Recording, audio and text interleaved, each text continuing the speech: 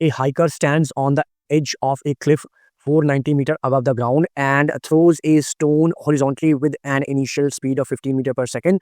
Neglecting air resistance, find the time taken by the stone to reach the ground and speed with which it hits the ground. तो देखिए यहाँ पर हमसे कह रहा है कि एक हाइकर ना एक क्लिफ पर खड़ा हुआ है. तो देखिए ये एक क्लिफ है, ठीक है. हाइकर यहाँ पर खड़ा हुआ है, ठीक है. इस क्लिफ की जो ऊंचाई है h is equal to 490 metre है, 490 मीटर, ठीक है. वो यहाँ पर खड़ा है ऊपर इस जगह पर, और यहाँ से वो एक स्टोन को फेंकता है और उसे इनिशियल स्पीड देता है. इनिशियल स्पीड 15 मीटर पर second and that is horizontally. Horizontally वो उसको इस डायरेक्शन में 15 मीटर पर सेकंड की स्पीड देता है, ठीक है. अच्छा, अब हमको क्या कह रहा है? Neglecting air resistance, find the time taken by the stone to reach the ground, ठीक है. तो पहली चीज तो हमसे कह रहा है कि फाइंड द टाइम टेकन, पहली चीज तो हमसे कह रहा है ये फाइंड द टाइम टेकन, ठीक है, by stone to reach the ground. And दूसरी चीज speed with which it hits the ground, हमको स्पीड निकालनी है with which it hits the ground. अब इस क्वेश्चन में आगे बढ़ने से पहले एक बेसिक कंसेप्ट को हम यहाँ पर समझ लेते हैं कि जो ये स्टोन है वो कुछ इस तरह से नीचे आएगा, कुछ इस तरह से नीचे आएगा ऐसे, ठीक है.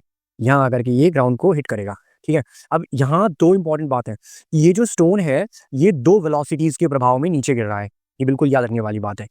अगर मैं वेलोसिटी को v मान लूँ, है ना, अगर मैं वेलोसिटी को v मान लूँ तो ये रही v, ठीक है. तो इस वेलोसिटी के मैं दो कंपोनेंट्स कर सकता हूँ, एक वर्टिकल कंपोनेंट और एक हॉरिजॉन्टल कंपोनेंट. तो अगर ये वेलोसिटी v थी तो ये हो गया मेरा vy और ये हो गया मेरा vx. तो stone will hit the ground by v velocity, ठीक है, v वेलोसिटी, ठीक है. और v वेलोसिटी के दो कंपोनेंट हैं vy एंड vx. तो हम क्या करते हैं, इन दोनों कंपोनेंट्स को जोड़ देते हैं. तो v is equal to vx square plus vy square plus 2vx vy cos theta. देखिए ये दो वेक्टर्स को जोड़ने का फॉर्मूला होता है, मैं यहाँ साइड में लिख देता हूँ. दो वेक्टर्स को जोड़ने का हमारा फॉर्मूला होता है addition of two vectors, x square plus y square plus 2xy cos theta, ठीक है. ये फॉर्मूला होता है, तो इसी फॉर्मूले का मैंने यूज किया है, ठीक है. And x and where x and y are the components of the vector. तो अब देखिए हमारे पास vx, अब हम इन vx और vy के बारे में थोड़ी सी बात कर लेते हैं. देखिए जो vx है वो हॉरिजॉन्टल वेलोसिटी है, हॉरिजॉन्टल, ठीक है, हॉरिजॉन्टल वेलोसिटी. अब हॉरिजॉन्टल वेलोसिटी के बारे में क्या खास बात है कि ये हमेशा कांस्टेंट रहती है, ये हमेशा कांस्टेंट रहती है, ठीक है. और वर्टिकल वेलोसिटी के बारे में क्या बात है कि जो वर्टिकल वेलोसिटी है वो एक्सेलरेटेड होती है. ये जो वर्टिकल वेलोसिटी है ये है हमारी, यहाँ लिख देता हूँ, दूसरे कलर से लिख देता हूँ. जो वर्टिकल वेलोसिटी है दैट इज एक्सेलरेटेड वेलोसिटी, ठीक है. अब हम यहाँ देखते हैं, देखो जो vx है, vx तो इनिशियली 15 मीटर पर सेकंड दिया था, ठीक है. और vy को अगर हम देखें तो vy निकालने के लिए हम देखते हैं कि जो हमारा u है, u फॉर वर्टिकल वेलोसिटी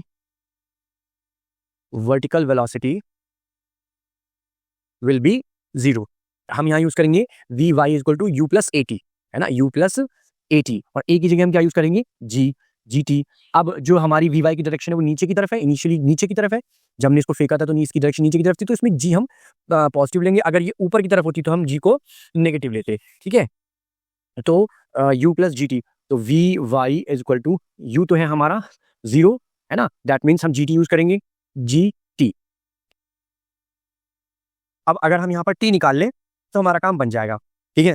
देखिए अब हम यहाँ t कैसे निकालेंगे, t निकालने के लिए हम क्या करेंगे, अगर हम ध्यान से देखेंगे तो हम यहाँ पर डिस्टेंस दिया हुआ है और ये 490 मीटर का जो डिस्टेंस है इसने वर्टिकल वेलोसिटी से कंप्लीट किया है. तो अगेन हम यहाँ पर by using s is equal to ut plus half gt square, इसका इस्तेमाल करके हम यहाँ पर t निकाल लेंगे. तो देखिए s की वैल्यू यहाँ पर 490 है, u की वैल्यू 0 है, t, ठीक है, प्लस हाफ gt स्क्वायर, ठीक है. तो अब देखिए यहाँ पर मैं इस 2 का मल्टीप्लिकेशन 490 से कर देता हूँ, तो यहाँ पर 980 और GT²। ठीक है, अब हम क्या करते हैं, यहाँ पर T is equal to under root 980 upon G। ठीक है, और T इज इक्वल टू 980 अपॉन में 9.8 मीटर पर सेकेंड स्क्वायर। तो अभी हमारा क्या हो गया यहाँ पर 980 इंटू 10, डेसिमल हटा दिया, 98 यहाँ पर हमारा आ गया 10, तो अंडर रूट में 100 and T is equal to 10 second. तो ये हमारा आ गया पहले का आंसर, ये हमारा आ गया फर्स्ट आंसर कि 10 सेकेंड्स में वो ग्राउंड को हिट करेगा। ठीक है, तो ये हमारा आ गया फर्स्ट आंसर, 10 सेकेंड्स में वो ग्राउंड को हिट करेगा, ये हमारा आ गया फर्स्ट। अब इस T की वैल्यू हम यहाँ पुट कर देते हैं ऊपर। ठीक है, T की वैल्यू हमने यहाँ पुट कर दी, that means v y is equal to 9.8 into 10, तो वी वाई हमारे पास आ गया 98। ठीक है, अभी क्या करते हैं, यहाँ पर इन दोनों को इसकी इस फॉर्मूले के अंदर पुट कर देते हैं। ठीक है, देखिए तो यहाँ ये रहा हमारा फॉर्मूला, इसमें हम पुट कर देते हैं। तो v इज इक्वल टू, देखिए 15 का स्क्वायर है ना, प्लस 98 का स्क्वायर, प्लस अब देखिए यहाँ पर अगर हम पूरा फॉर्मूला लिखें तो 2 इंटू 15 इंटू 98 और कॉस और थीटा, ये जो होता है ये थीटा इन दोनों के बीच का एंगल होता है, दैट इज 90 डिग्री। तो कॉस 90 की वैल्यू 0, तो ये सारा पार्ट 0 हो जाएगा। Then v is equal to 15, that is 15 का स्क्वायर करेंगे तो 225 और 98 का स्क्वायर करेंगे 9604 और इसमें हम ऐड कर देते हैं 225, 9829,